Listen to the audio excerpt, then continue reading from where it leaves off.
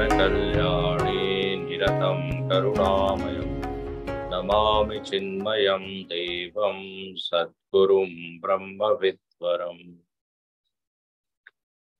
ॐ सहना भवतु सहनौ भुनक्तु सह वीर्यं करवावहै तेजस्विनावधीतमस्तु मा विद्विषावहै। ओम शांति शांति शांति। ओम आप्यायन्तु ममाङ्गानि वाक्प्राणश्चक्षुश्रोत्रमथो बलमिन्द्रियाणि च सर्वाणि सर्वं ब्रह्मोपनिषदम् माहं ब्रह्म निराकुर्याम् मा ब्रह्म निराकरोत् अनिराकरणमस्त्वनिराकरणं मे अस्तु। तदात्मनि निरतेय उपनिषत्सु धर्माः ते मयि सन्तु ते मयि सन्तु। ओम शांति शांति शांति।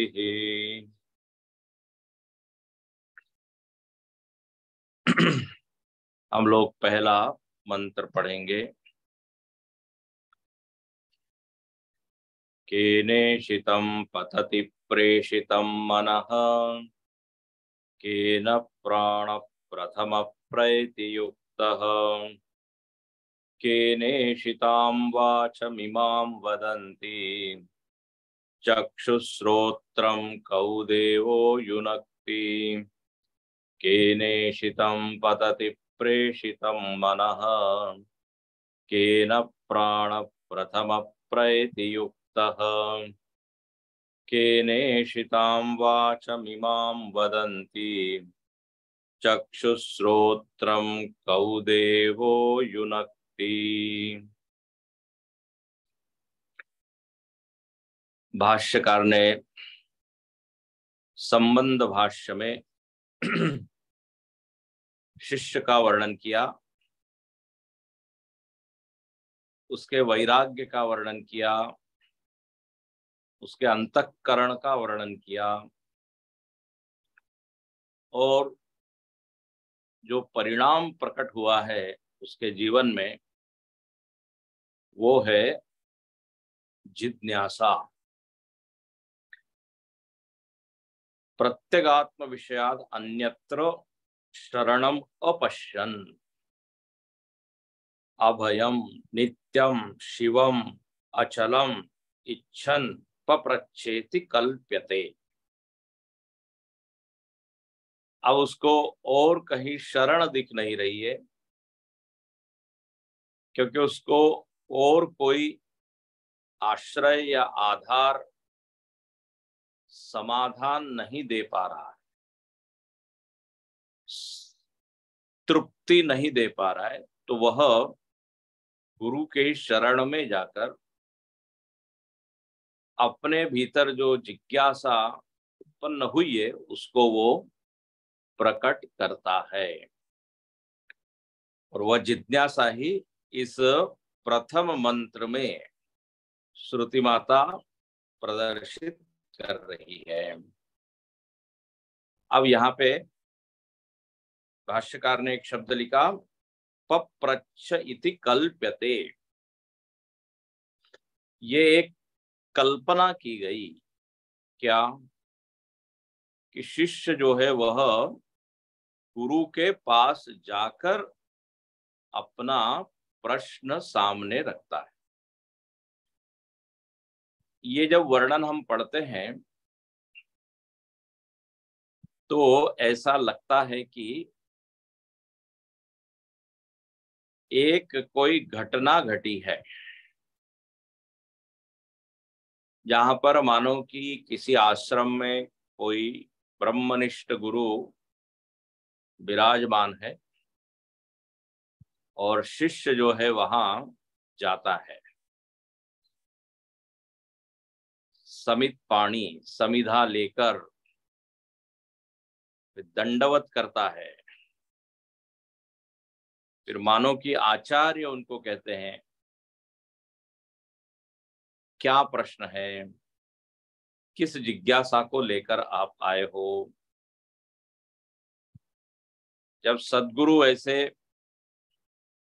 आदेश देते हैं पूछो, तो फिर वो पूछता है।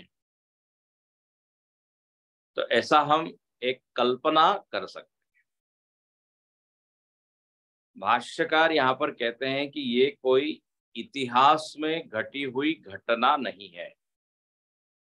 ये एक बहुत महत्वपूर्ण यहाँ पर विषय हम बताने जा रहे हैं। ये वेद मंत्र या श्रुति माता इतिहास का भाग नहीं है। ऐसा कुछ वास्तव में हुआ नहीं है कि कोई शिष्य किसी गुरु के पास गया हो, एक विशेष दिन में, विशेष तिथि में, विशेष स्थान में। ऐसा नहीं हुआ है। आप ऐसा क्यों कह रहे हैं? देखिए, इतिहास किसको कहते हैं? जो काल में घटित हुई घटना होती है उसको कहते हैं इतिहास। इति ह आस, ऐसा था, ऐसा हुआ। किसी राजा का जन्म हुआ, फिर वो सिंहासन पर बैठा, उसने युद्ध किया, तो उसका सबका, हाँ, क्या कहते हैं, वर्णन कोई है जो लिखता है, उसी को इतिहास ग्रंथ कह देते हैं। और उसमें होता यह है कि वो राजा पहले नहीं था, या वो घटना पहले नहीं घटी थी। एक विशेष दिन, विशेष स्थान पर वो घटना घटी, मतलब पहले वो नहीं थी। वेद जो है वो ऐतिहासिक ग्रंथ नहीं है, ये समझने की बात है। रामायण, महाभारत ये इतिहास ग्रंथ।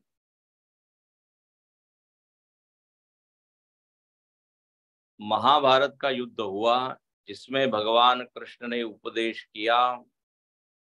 उस उपदेश को वेदव्यास जी, महर्षि वेदव्यास जी ने संकलित किया, उसको लिखा।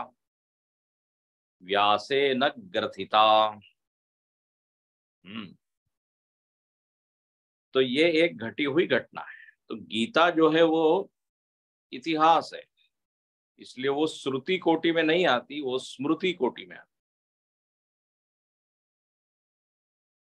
लेकिन ये जो वेद मंत्र है ये अपौरुषेय है, ये हमेशा से है। जैसे ही आप इतिहास कर देते हो, कह देते हो, उसकी नित्यता खंडित हो जाती। तो इसलिए ये जो संवाद है, ये यहाँ पर श्रुति माता मानो की एक हम लोगों की मदद करने के लिए। इसलिए कल हमने देखा, शंकराचार्य जी भी लिखते हैं, भाष्यकार, शिष्याचार्य प्रश्न प्रतिवचन रूपेण कथनम तु सूक्ष्म वस्तु विषयत्वात् सुख प्रतिपत्ति कारणम भवति। जब संवाद रूप में कोई चीज बताई जाती है तो जल्दी समझ में आती है, ग्रहण होती है, सुखकर हो जाती है।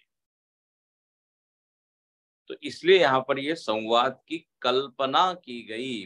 इसलिए भाष्यकार लिखते हैं कल्प्यते, पप्रच्छ इति कल्प्यते। वेद अपौरुषेय होने के कारण त्रेता युग या द्वापर युग या कली युग या सतयुग में थे और उसके पहले नहीं थे, इस तरह से नहीं कहा जा सकता। वेदों को कहा गया वो नित्य है। तो ये एक थोड़ा विषय है। तो संवाद की कल्पना की गई। अच्छा, अब आइए यहाँ क्या उस कथा में श्रुति माता कहती है। तो एक शिष्य है जिसके भीतर एक ऐसी जिज्ञासा है जो सामान्य व्यक्ति में कहीं आती नहीं। सामान्य व्यक्ति के जिज्ञासा का विषय जगत की ही कोई वस्तु होती है, लौकिक या पारलौकिक, इस लोक की या परलोक। लेकिन यहां पर देखिए क्या प्रश्न किया है उसने, सुनिए। केन ईशितम पतति प्रेषितम मनः। वो ये अनुभव करता है कि हमारे पास एक मन है, सबके पास है। तो बोले हमारा ये प्रश्न है कि मन केन ईशितम, किसकी इच्छा मात्र से, पतति। पतति, पतति का शाब्दिक अर्थ होता है गिरता है, लेकिन यहाँ पतति का अर्थ है गच्छति, जाता है। मन विषयों की ओर जाता है किसकी इच्छा से, और प्रेषितम, किसकी प्रेरणा से। तो किसकी इच्छा मात्र से, किसकी प्रेरणा से मन जो है विषयों की ओर चल पड़ता है। अपने मन को देखें तो ये सबका अनुभव है, मन सतत जो है किसी न किसी विषय की ओर भाग रहा है। आप चाहो या न चाहो भागते रहता है। तो श्रुति यहाँ पे देखिए शब्द क्या देती है, पतति। पतति मतलब जाना या गच्छत। पतति का अर्थ शाब्दिक ये नहीं है कि कोई मन कहीं गिर रहा है, 10वीं सीढ़ी से पहली सीढ़ी पर, 10वीं मंजिल से पहली मंजिल पर, ऐसा नहीं, गच्छति। तो ये पहला प्रश्न है, किसकी इच्छा से प्रेरित हुआ मन विषयों की ओर जाता है। दूसरा, केन प्राण प्रथम प्रैति युक्त, बोले किसके द्वारा प्रयुक्त या प्रेरित हुआ प्राण प्राणन क्रिया करता है। मतलब सीधा प्रश्न है, किसके द्वारा प्रेरित होकर प्राण अपना कार्य करता है। और यहाँ पर प्राण के आगे एक विशेषण लगाया, प्रथम प्रैति युक्त। इसको हम देखेंगे आगे। बोले प्राण पहला, ये मुख्य प्राण, इसका मुख्य प्राण कैसे चलता है। प्राण के भी क्या है, विभाग है ना, प्रकार है, प्राण अपान व्यान उदान समान। तो इनमें सबसे जो पहला है वो प्राण, जो श्वास लेते हैं छोड़ते हैं। तो बोले ये कैसे काम कर रहा है, कौन है इसका प्रेरक, ये हमारा दूसरा प्रश्न। तीसरा प्रश्न है, केन ईशिताम वाचम इमाम वदंती। इमाम वाचम, ये जो वाणी है, यहाँ पे देखो ये वाणी मतलब जो सबको मालूम है, जो प्रत्यक्ष है। यहाँ इमाम शब्द का अर्थ, इमाम मतलब ये उर्दू वाला इमाम नहीं है। इमाम मतलब ये जो वाणी हम जो बोल रहे हैं, सुन रहे हैं। बोले इस वाणी का प्रेरक कौन है, किसकी इच्छा से, केन ईशिताम इमाम वाचम वदंती, ये वाणी बोलती है। बोलते तो हम खूब रहते हैं, लेकिन ये किसकी प्रेरणा से बोल रहे, हु इज बिहाइंड। गुरुदेव के केने शिताम वाचम इमाम वदंती, तीसरा हो गया। चौथा प्रश्न है, चक्षु श्रोत्रम कौ देवो युनक्ति। नेत्रेंद्रिय श्रोत्रेंद्रिय, बोले इनको भी अपने अपने विषय में कौन प्रेरित कर रहा है, कौन जोड़ रहा है, युनक्ति। मतलब यही है कि ये अपना अपना काम कर रहे हैं, आंख देख रही है, कान सुन रहे हैं, तो बोले कौन है जिसके कारण ये इंद्रियां अपनी अपनी क्रिया में संलग्न है, प्रेरित है। तो ये हमारा प्रश्न है। तो यदि आप अलग अलग वाक्यों को देखें तो 1 2 3 4 ऐसे प्रश्न हो जाते हैं। एक कहें, बोले इंद्रिय प्राण मन इन सब का प्रेरक कौन है, ये आप बताइए। किसकी इच्छा से ये सब चल रहा है? ईशितम प्रेषितम, कौन है प्रेरक? अब देखिए यहाँ पर इस प्रश्न के ऊपर यदि हम मनन करें तो ये दिखता है कि यहाँ पर शिष्य ने ये नहीं पूछा है कि मन क्या है, मन का स्वरूप बताइए क्या है, ये नहीं पूछा। फिर ये नहीं पूछा कि ये मन को हम शांत कैसे करें। सामान्य व्यक्ति का प्रश्न यही होता है कि मन में बड़ी समस्याएं हैं, मन बड़ा चंचल है। यहाँ तक कि अर्जुन का भी यही प्रश्न है, इस चंचल मन को एकाग्र कैसे करें, स्थिर कैसे करें। प्रायः लोगों का यही प्रश्न होता है, 99% लोगों का यही। बोले इंद्रिया बहुत चंचल है, इधर उधर भागती है, कैसे इसको हम कंट्रोल करें, कैसे इसके ऊपर शासन करें, ये आप बताइए। मन क्या करता है ये नहीं पूछ रहे हैं, इंद्रिया क्या करती है ये नहीं पूछ रहे हैं। अच्छा, प्राण के संदर्भ में भी ये नहीं पूछ रहे हैं कि हम ये प्राणायाम कैसे करें, प्राण का क्या स्वरूप है, ये नहीं पूछा है ना। प्रश्न का देखिए, स्वरूप देखिए, इससे ये समझ में आता है कि साधक ने इसके ऊपर भरपूर चिंतन किया है।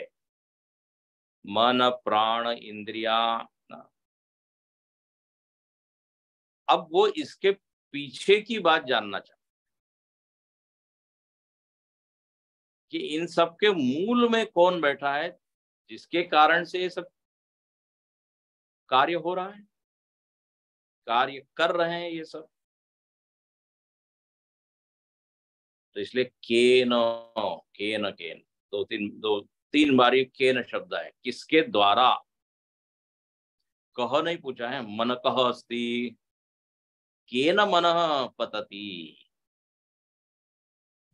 किसके द्वारा ये मन प्रेरित होता है, ये आप बताइए। तो देखो जिज्ञासा क्या है पहले यही समझना चाहिए। कई बार मजेदार बात ये होती है कि उपनिषद के प्रश्न ही समझ में नहीं आते, उत्तर तो बहुत दूर की बात, तो क्या पूछना चाह रहे हैं।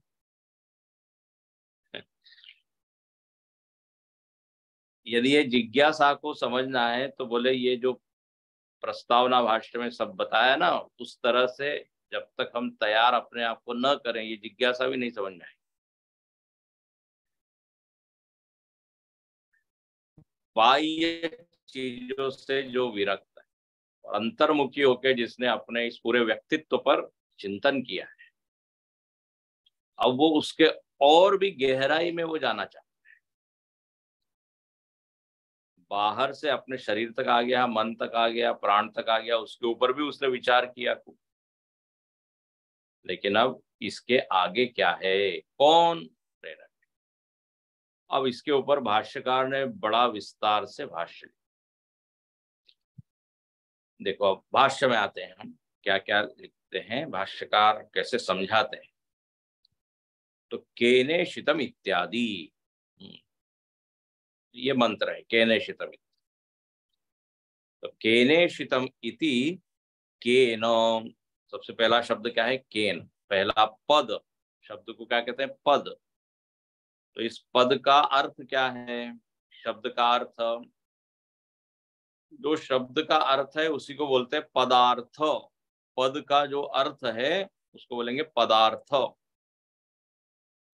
तो एक एक पद का अर्थ जो यहाँ भाष्य में पीछे भी हमने देखा ईशावास्योपनिषद में, वैसा ही यहाँ पर भी बताते। तो पदार्थ शब्द जब हम बोले तो पदार्थ मतलब जो दुकान में मिलने वाली वस्तु है वो मत समझिए, या किचन में कितने पदार्थ बने वो नहीं। जब उपनिषद की कक्षा चल रही है या व्याकरण की चल रही है तो उसमें पदार्थ मतलब शब्दार्थ।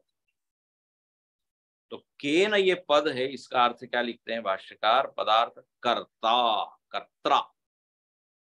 केन मतलब कौन करता है, जिसके द्वारा ये इंद्रिया मन काम कर रहे हैं। कर्ता ईशितम, ईशितम शब्द का अर्थ किया इष्टम, अभिप्रेतम, सन मनः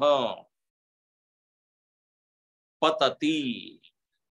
हाँ, तो इष्टम, ईशितम का अर्थ हुआ इष्टम, और इष्टम का अर्थ है अभिप्रेतम। मतलब यहाँ सरल कर दे, किसकी इच्छा से, किसकी इच्छा मात्र से मनः पतति।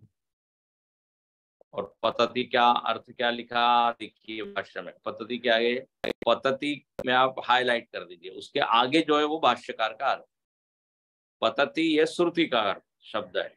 पतति गच्छति स्व विषयम प्रति इति संबध्यते, ये अर्थ निकला। मन गिरता है, ये शाब्दिक अर्थ हुआ। उसका अर्थ लिखा कि अपने अपने विषय में वो जुड़ता है। पतति का अर्थ गच्छति, गच्छति का अर्थ क्या? संबद्धते। मन जब विषय की ओर जा रहा है मतलब क्या हो रहा है? मन उस विषय से जुड़ रहा है, उसका संबंध हो रहा है।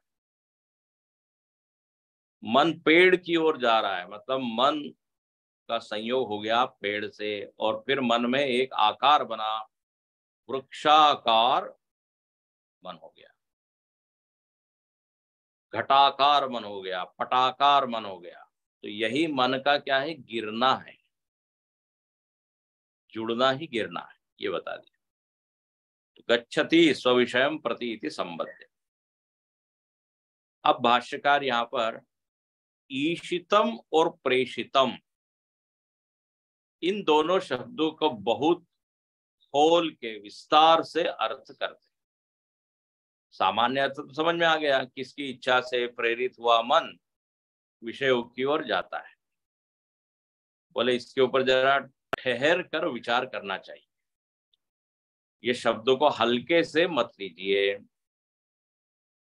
ऐसा मत समझिए कि हमने समझ लिया। जब आप भाष्य पढ़ेंगे तो ये प्रश्न की गहराई समझ में आएगी। बहुत ही गहरा प्रश्न है, ऊपर ऊपर से देखने पे समझ में आता नहीं। तो यहाँ भाष्यकार पहले ईशितम शब्द में कौन सी धातु है ये दिखाते, किससे ये शब्द बना। भाष्यकार कहते हैं ईशे है आभिक्षणार्थस्य गत्यर्थस्य च। बोले ईश धातु के दो अर्थ है। आभिक्षण मतलब, आभिक्षण मतलब बार बार, पुनः पुनः, ये ईश धातु का अर्थ। एक अर्थ तो ये, और दूसरा अर्थ क्या है? गति, गत्यर्थ, गति अलग गमन कर। तो दो अर्थ हो गए। हम भाष्यकार कहते हैं ये दोनों अर्थ च इह असंभवात, यहां पर ये दोनों अर्थ संभव नहीं है। ईश धातु के दोनों अर्थ, ये ईश मतलब वो ईश्वर वाला ईश नहीं है, शक्कर वाला श नहीं है, धनुष वाला श है, ईश। उसको बोल देते पेट फटा हुआ, इसका पेट फटा है, वो ईश। तो ईश शब्द के ये दो अर्थ है, बार बार जाना या गति। बोले दोनों अर्थ यहाँ लागू नहीं होते। जब केने शितम ये शब्द आया तो इसमें ईश धातु है, ईशितम, तो ये दो अर्थ संभव नहीं है। तो बोले कौन सा अर्थ संभव है? बोले तीसरा अर्थ सब लेना चाहिए। तीसरा अर्थ का है क्या है? तो च इह असंभवात इच्छार्थस्य एव। बोले यहां पर ईश धातु का अर्थ इच्छा ये लेना चाहिए। तो कुल मिला के तीन अर्थ हो गए, तीन में से दो को मना कर दिया। इच्छार्थस्य एव तद्रूपम इति गम्यते। ईश शब्द का अर्थ इच्छा लेना चाहिए। तो अब अर्थ क्या हुआ? केने शितम पतति प्रेषितम मन, तो किसकी इच्छा से, ऐसा ईशितम, इच्छा यहाँ पे लेना चाहिए और अर्थ नहीं लेना।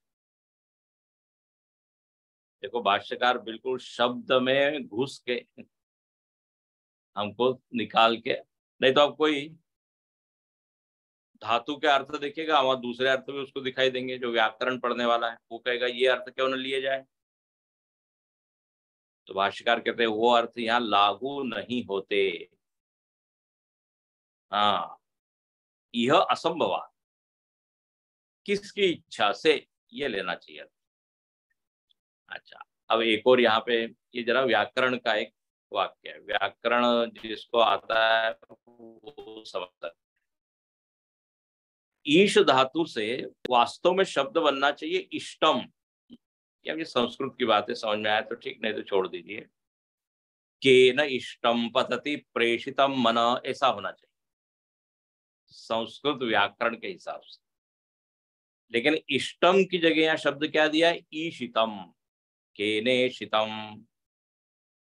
तो भाष्यकार उसका भी स्पष्टीकरण करते हैं, देते हैं। बोले ऐसा है कि ये छांदस प्रयोग है। छांदस प्रयोग का अर्थ होता है कि वेद का जो व्याकरण है, वेद में कुछ कुछ ऐसे प्रयोग है जो सामान्य जो संस्कृत व्याकरण में जो नियम लगते हैं उसके अंतर्गत वो नहीं आते। मतलब दो प्रकार के व्याकरण हो गए। एक पाणिनीय व्याकरण, महर्षि पाणिनि ने जो व्याकरण बताया अष्टाध्यायी में, और सामान्य जो संस्कृत हम लोग पढ़ते हैं बोलते हैं उसमें पाणिनि जी के जो नियम है वो सब लागू। लेकिन वेद में ऐसे प्रयोग है जो पाणिनीय व्याकरण में फिट नहीं बैठते। वहां पे वो शब्द का प्रयोग कुछ अलग ही ढंग से हो जाता है। तो बोले ये क्या है? तो उसको बोलेंगे छांदस प्रयोग। ये वैदिक व्याकरण है। उसी का दूसरा एक शब्द होता है, उसको कहते हैं आर्ष प्रयोग। आर्ष प्रयोग ऋषियों की अपनी मौज है, उनके भीतर जो शब्द स्फुरित हुए वो उन्होंने लिखे हैं। पाणिनि महर्षि तो इतिहास के एक बड़े महर्षि हुए और उन्होंने सारे नियम बताए। लेकिन वेद तो उनके पहले हैं। तो उसमें कहीं कहीं पर देखो, हर प्राय वेद में ऐसा ही है सारा संस्कृत। अब के न, ये तो शब्द पाणिनि और वेद का एक जैसा ही है। लेकिन कहीं कहीं जब आपको अर्थ या शब्द विशेष रूप से अलग दिखे तो समझना चाहिए क्या है? वैदिक व्याकरण, छांदस प्रयोग उसको कहते हैं। तो ईश धातु से बनना तो चाहिए इष्टम, लेकिन ईशितम। भाष्यकार कहते हैं ईशितम इति इट प्रयोगस्तु छांदसः। ये छांदस प्रयोग है, इट का आगम। अनिट होने पर भी दो प्रकार की धातु होती है, ईट और अनिट। तो ये धातु अनिट होने पर भी ईट हो गया तो ईशितम शब्द बन गया। बनना चाहिए था इष्टम। तो ये छांदस प्रयोग, केवल इतना समझिए। अर्थ में कोई भेद नहीं हुआ, किसकी इच्छा से, यही होना चाहिए। तो ईशितम इति ईट प्रयोगस्तु छांदस। अच्छा, वैसे ही दूसरा शब्द क्या है, प्रेषितम, तो बोले बस उसमें एक प्र उपसर्ग लग गया। तस्य एव प्रपूर्वस्य नियोगार्थे प्रेषितम इति एतत्। ऐसे ही प्र उपसर्ग लग जाए उस ईशितम में तो क्या बन जाएगा, प्रेषितम। और प्रेषितम का अर्थ क्या हो गया, नियोगार्थे। नियोगार्थे मतलब प्रेरणा के अर्थ में, कोई किसी को नियुक्त कर रहा है, उस अर्थ में प्रेषित शब्द होता है। किसके द्वारा प्रेषित है, किसके द्वारा प्रेरित है, ये। तो यहां पर संस्कृत की थोड़ी सी बात करें। केनेषितम पतति प्रेषितम मनः, तो इष्टम होना चाहिए लेकिन ईशितम हो गया, ये छांदस प्रयोग। अच्छा, अब यहां पे कहते हैं कि तत्र प्रेषितम इति एव उक्ते प्रेषयित्री प्रेषण विशेष विषय आकांक्षा। थोड़ा और विचार करते हैं। तो ऐसा है, यहाँ पर ये जो शब्द है क्या, प्रेषितम, किसके द्वारा प्रेरित हुआ मन विषयों की ओर जाता है, ये प्रश्न है उसका। तो बोले यहाँ पर एक आकांक्षा से, आकांक्षा मतलब एक प्रश्न आ सकता है।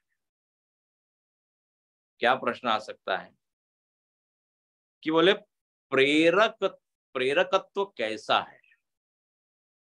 ध्यान से सुनना है। प्रेषणम किस रूप में है,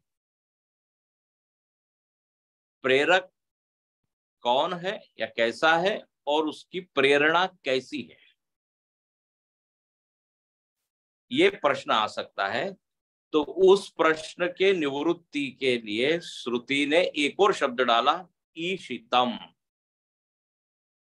ईशितम शब्द से ये दोनों शंकाएं निवृत्त होती है। समझते हैं।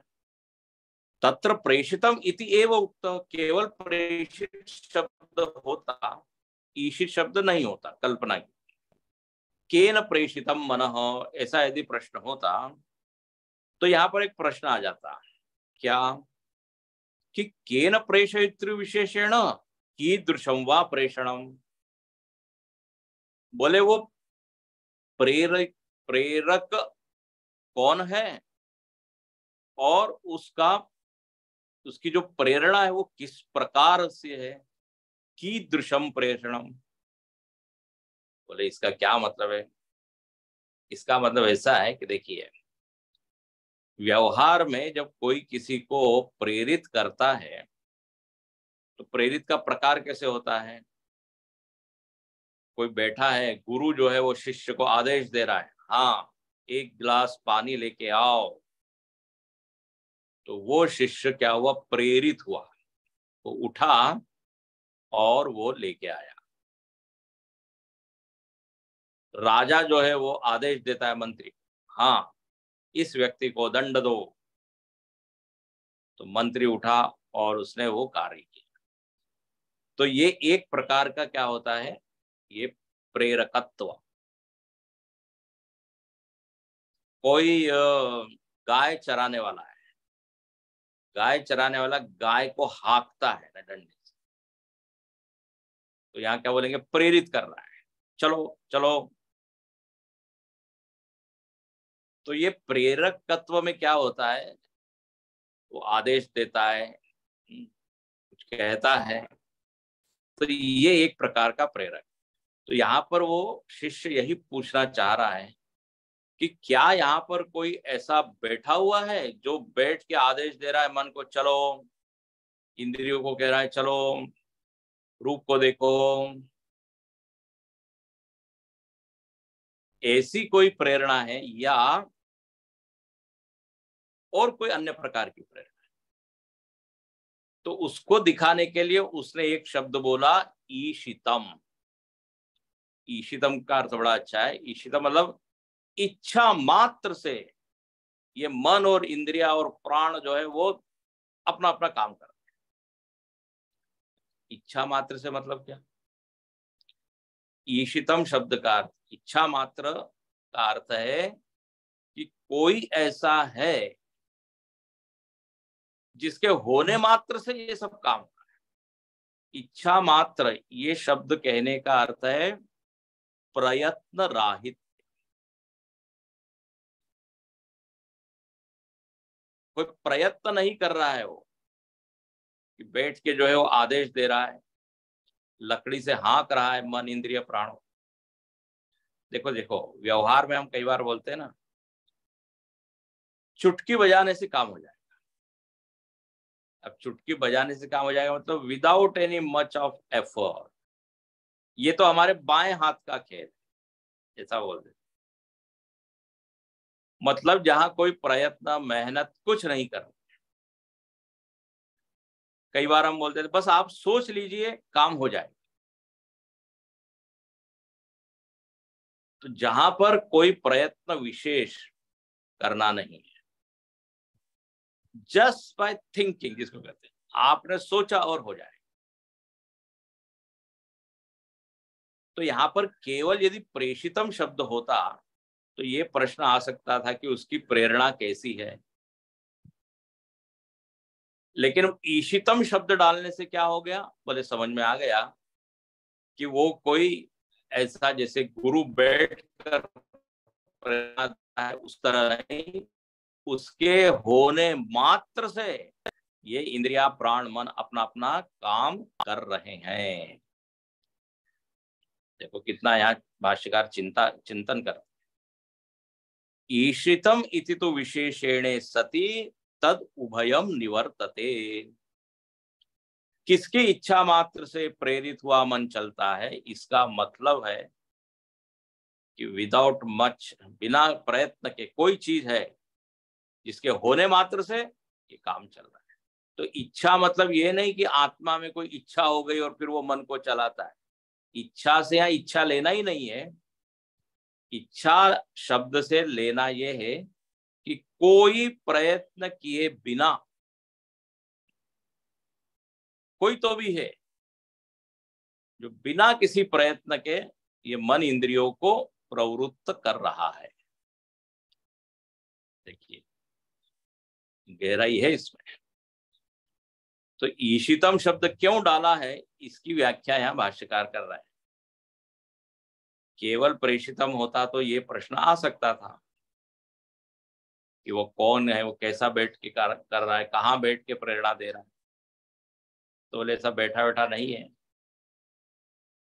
उसके होने मात्र से, ये होने मात्र से सब चीज हो रही है, इसको दिखाने के लिए वहां इच्छा शब्द डाला है। इट डजंट मीन कि आत्मा में कोई इच्छा है और वो मन को कह रहा है ये देखो वो देखो, ये नहीं है। प्रयत्न राहित्य दिखाना है। हो गया। तो ईशितम इति तो विशेषेण सती तद उभयम निवर्त। इसलिए अब आगे और इसका वर्णन करते हैं। कस्य इच्छा मात्रेण प्रेषितम इति अर्थ विशेष निर्धारणात् यथा एष अर्थ अभिप्रेतः स्यात् केनेषितम् इति एतावता एव सिद्धत्वात् प्रेषितम इति न वक्तव्यम। हाँ, अब ये जो व्याख्या कह दी भाष्यकार ने कि जस्ट केवल मानो की इच्छा मात्र से सब काम हो रहा है, इसलिए श्रुति ने ईशितम शब्द डाला। तो पूर्व पक्षीय प्रश्न करता है, ये बड़ा अच्छा है। बोले यदि ईशितम से ये काम चल रहा है तो फिर प्रेषितम शब्द क्यों डाला? हाँ, केनेषितम इति एतावत एव सिद्धत्वात् प्रेषितम इति न वक्तव्यम। इच्छा मात्र से ये मन इत्यादि काम हो रहा है, सब काम कर रहे हैं, तो फिर प्रेषितम शब्द क्यों डाला? पहले भाष्यकार ने क्या बोला, ईशितम शब्द क्यों डाला, इसकी व्याख्या है ये दिखाने के लिए कि किसकी तरफ कोई तो है जिसके तो प्रेषितम प्रेषितम शब्द की क्या जरूरत? तो अब इसको वो अगले वाक्य में शंका रखता है। वो कहता है अपि च शब्दाधिक्याद अर्थाधिक्यम युक्तम। बहुत वो समझाता है पूर्व पक्षी या जिसके मन में प्रश्न आया, वो कहता है देखो हमारे हिसाब से ये प्रेषितम शब्द यदि डाला है तो इसका भी कोई अर्थ होना चाहिए, क्योंकि उसका नियम क्या बताया उसने, यदि एक शब्द अधिक है तो एक अर्थ भी कोई अधिक होना चाहिए। तो दो बातें कही। पहली बात तो कही ईशितम शब्द से यदि बात बन जाती है तो प्रेषितम की कोई जरूरत नहीं है, लेकिन अब श्रुति में तो प्रेषितम शब्द आया है, तो बोले प्रेषितम शब्द यदि आया है तो उसका एक अर्थ लेना चाहिए। क्या अर्थ लेना चाहिए वो खुद समझाता है। बोले यदि एक शब्द एक एक्स्ट्रा डाला है तो उसका अर्थ भी होना चाहिए। अपि च शब्दाधिक्या अर्थाधिक्यम युक्तम। अच्छा, तो बोले क्या अर्थ है प्रेषितम का?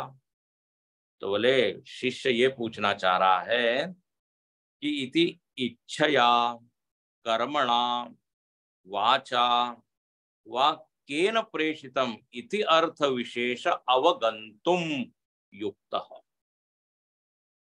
ये देखो, ये पूर्व पक्षी अपनी बात कह रहा है। बोले प्रेषितम शब्द से ये समझना चाहिए कि वह साधक पूछना चाह रहा है कि ये मन इत्यादि जो भी इंद्रिया है वो कर्म के द्वारा प्रेरित हो रहे हैं। ध्यान से सुनना, तीन ऑप्शन देते हैं। इच्छा के द्वारा प्रेरित हो रहा है, कि मन के द्वारा प्रेरित हो रहा है, या वाणी के द्वारा प्रेरित। प्रेषित शब्द से ये अर्थ लेना चाहिए कि इच्छा से, कर्म से या वाणी से प्रेरित होकर ये मन प्राण इंद्रिया काम करते हैं। ऐसा अर्थ ले ले तुम। बात समझ में आ रही है आपको? धीरे धीरे समझ में आएगी, समझ में थोड़ी सी कठिनाई हो सकती। कहना वो चाह रहा है कि जो आप कह रहे हैं ना कि एक कोई है और उसकी इच्छा मात्र से सब कुछ प्रेरित हो रहा है, बोले ऐसा नहीं। वो ये पूछना चाहता है, तीन तीन ऑप्शन है। किसी इच्छा से प्रेरित हो रहा है, मतलब उसने प्रेरकत्व किस में मान लिया? इन तीन चीजों में, इच्छा, वाणी, कर्म। बोले इनके कारण ये सब चीजें काम कर रही। अब वो ये जानना चाहता है इनमें कौन प्रेरक है, इच्छा प्रेरक है या वाणी या मन। भाष्यकार इसका उत्तर देते बोले नो, ये नहीं है उसकी विवक्षा। वो ये नहीं पूछ रहा है कि इच्छा वाणी या कर्म तीनों में से कौन सा प्रेरक प्राण को चला रहा है, इंद्रियों को चला रहा है। बोले नो। और क्यों नहीं है? तो उसका वो भाष्यकार उत्तर देते बोले न प्रश्न सामर्थ्यात्।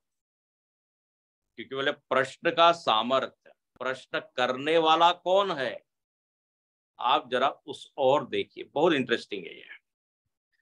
प्रश्न करने वाला कौन है? बोले प्रश्न करने वाला कौन है? तो कहा देहादि संगातात् अनित्यात् कर्म कार्यात् विरक्तः। बोले जो प्रश्न कर रहा है ना वो विरक्त है। वो इंद्रिय, कर्म, वाणी, उसको ये सब मालूम है और इससे वो विरक्त है। वो तो जानना चाह रहा है कि इनका कोई प्रेरक है क्या, ये आपस में प्रेरक नहीं है।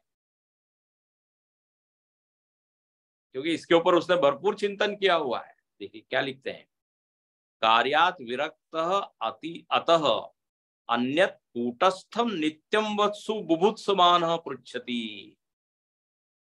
बोले इन तीनों से कोई अलग कूटस्थ नित्य कोई वस्तु है क्या, मैं उसके बारे में जानना चाहता हूं। बुभुत्समान, उसके बारे में समझना चाहता हूं। ये प्रश्न का अभिप्राय है। और आगे एकदम ही क्लियर कर देते हैं इतरथ इच्छा वाक् कर्म भी देहादि संगातस्य प्रेरयितृत्वम प्रसिद्धम। ये तो बिल्कुल सरल है। बोले देखो, वाणी से मन प्रेरित होता है, फिर इच्छा से मन प्रेरित होता है, ये तो बिल्कुल प्रसिद्ध बात है। हम सब भी ये अनुभव करते हैं। मन शांत है, इच्छा आई तो मन चलने लगा, या फिर वाणी के द्वारा मन प्रेरित हो जाता है। किसी ने कोई शब्द बोला तो मन एकदम काम करना शुरू कर देता है। ना सोचो भारत का भविष्य क्या होगा, अब ये शब्द किसी ने बोला तो मन जो है विचार करने लगा कि नहीं। तो इच्छा से मन चलता है, वाणी से मन चलता है, ये तो कर्म के द्वारा मन चलता है। ये तो बिल्कुल नोन चीज है, ये तो ज्ञात है, प्रसिद्ध है। तो इच्छा, वाणी या कर्म जो प्रेरक हम लोग अनुभव करते हैं, उसके बारे में उसने नहीं पूछा है। ये तो कोई सामान्य व्यक्ति भी जानता है। बोले मन में इच्छा आ गई इसलिए मैंने ये काम कर दिया, मन में इच्छा आ गई देखने की इसलिए मैं देखने चला गया, इच्छा आई तो मैं सुनने चला गया। तो इच्छा प्रेरक है मन की, बिल्कुल स्पष्ट है, प्रसिद्ध। तो यहाँ जो प्रश्न करने वाला है वो जरा हायर लेवल। तो वो ये पूछ रहा है कि इच्छा वाणी कर्म के पीछे कोई है क्या, जिनके कारण ये वाणी काम कर रही है, जिसके कारण मन चल रहा है। यदि इन्हीं के बारे में वो पूछना चाहता है तो यहाँ लिख देते हैं प्रश्न अनर्थकम एवस्य। अनर्थक है because it is very well known, सब लोग जानते हैं। इसलिए निर्णय ये निकला कि वो इनसे अलग किसी प्रेरक को जानना चाहता है। यदि है तो बताइए, नहीं है तो बताइए ऐसा कुछ है नहीं ऐसा। अच्छा, बोले ठीक है। अब एक लाइन पढ़ के पूर्ण करते हैं। एवं अपि प्रेषित शब्द अर्थस्य न प्रदर्शित एवं, ठीक है, बोले हम समझ गए, लेकिन फिर भी अभी प्रेषित शब्द का अर्थ तो आप और इसको जरा स्पष्ट करके बताइए। प्रेषित शब्द का अर्थ अभी पूरी तरह स्पष्ट हुआ नहीं। ठीक है, इच्छा वाणी कर्म के द्वारा ये सब चीजें प्रेरित होती है, ऐसा वो नहीं पूछ रहा है, क्योंकि ये बड़ा प्रसिद्ध है। तो बोले फिर क्या अर्थ है इसका। तो अब यहाँ पर आगे भाष्यकार कहते हैं, इसको मैं बता देता हूं और फिर कल नहीं, आगे की कक्षा कब होगी हम बताते हैं। यहाँ ये पूछना चाह रहा है कि महाराज ये जो इंद्रिय मन प्राण इत्यादि, ये क्या आपस में एक दूसरे को प्रेरित कर रहे हैं, या इनसे इतर, इनसे अलग जो इस, अब एक शब्द हम बोल देते हैं संघात, एक शब्द है संघात। संघात मतलब असेंबलेज। हम सब लोगों के पास ये स्थूल शरीर है, 5 ज्ञानेंद्रियां हैं, 5 कर्मेंद्रियां हैं, 5 प्राण है। इन सबको जोड़ के एक जो शब्द बोला जाता है उसको कहते हैं संघात, असेंबलेज। इसमें ज्ञानेंद्रिया, अंतःकरण, प्राण, स्थूल शरीर, ये सब आता है। इसको बोलते हैं कार्य करण संघात। कार्य मतलब स्थूल शरीर, और करण मतलब ये अंतःकरण, इंद्रियां, इनको बोलते हैं करण। करण मतलब उपकरण, इंस्ट्रूमेंट, साधन। सामान्यतः हम क्या देखते हैं कि ये कार्य करण संघात आपस में ही एक दूसरे को प्रेरित कर रहा है। आंख ने कोई विषय देखा तो जो है मन में उसको जानने की इच्छा आ गई, तो आंख ने मन को प्रेरित किया, मन ने आंख को प्रेरित किया, फिर मन में इच्छा आ गई तो शरीर चलने लगा। इसके विस्तार से हम देखेंगे। तो ये कार्य करण संघात आपस में ही इसके जो घटक है ना वो एक दूसरे को प्रेरित कर रहे हैं, प्राय तो हम यही देख रहे हैं।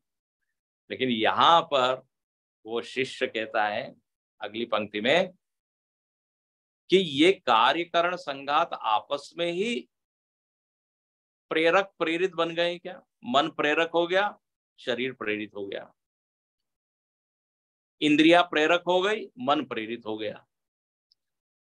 ये आपस में ही एक दूसरे को प्रेरित कर रहे हैं, या फिर इस कार्य करण संघात से अलग कोई है? इसके होने